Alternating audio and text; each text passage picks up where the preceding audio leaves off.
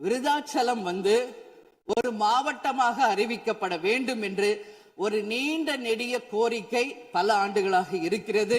அதுதான் அங்கு எல்லா மக்களினுடைய விருப்பம். அதை நீங்கள் முதல்வர் அவர்களும் அவைத்தலைவர் அவர்களும் கவனத்தில் கொண்டு விருதாச்சலத்தை ஒரு தனி மாவட்டமாக அறிவிக்க வேண்டும் என்பதை இந்த நேரத்தில் நான் சொல்கிறேன்.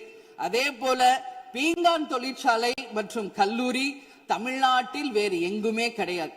அது விருதாச்சலத்துல மட்டும்தான் இருக்கு. கவர்மெண்டோடைய அந்த ஃபேக்டரியும் சரி, ஒரு காலேஜும், பட் ரொம்ப ஒரு நலிவுற்ற நிலையில் இருக்கிறது.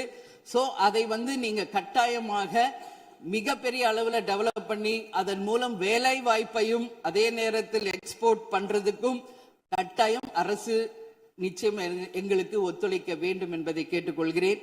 விவசாயம் நிறைந்த பகுதி, அங்கு குடிதண்ணீர்ல மாசு இருக்கிறதுனால நிறைய மக்களுக்கு கிட்னி பாதிக்கின்ற ஒரு நிலைமை இருக்கு.